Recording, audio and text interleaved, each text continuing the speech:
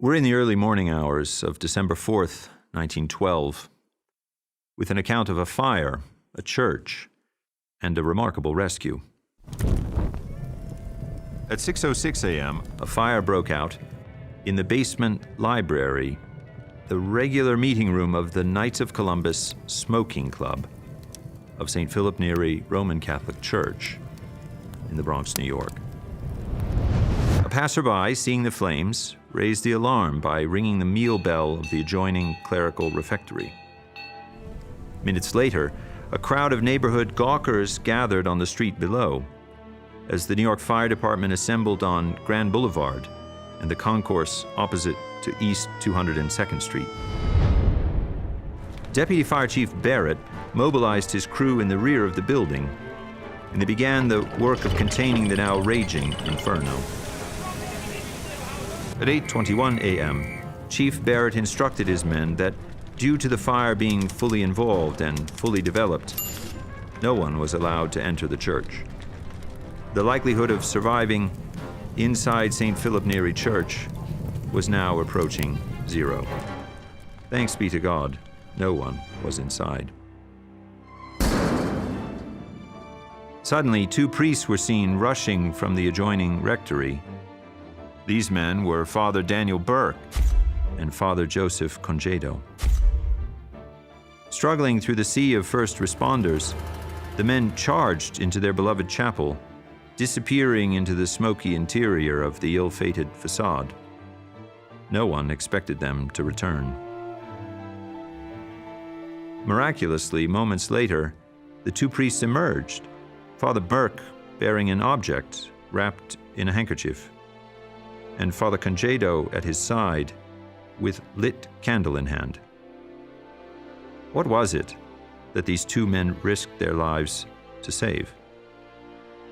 What was this thing?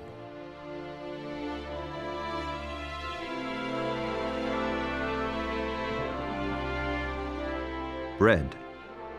Please, tell me this wasn't just about bread.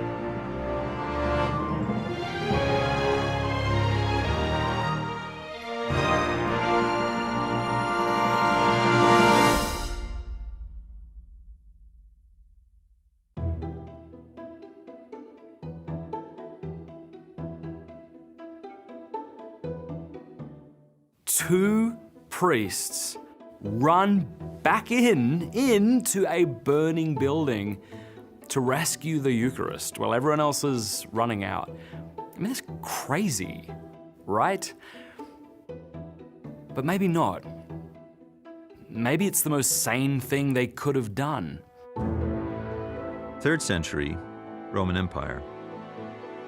Tarcisius, a 12-year-old boy, living during the time of the Roman persecutions. Tarcisius was sent out with the Eucharist to give to Christians condemned to death.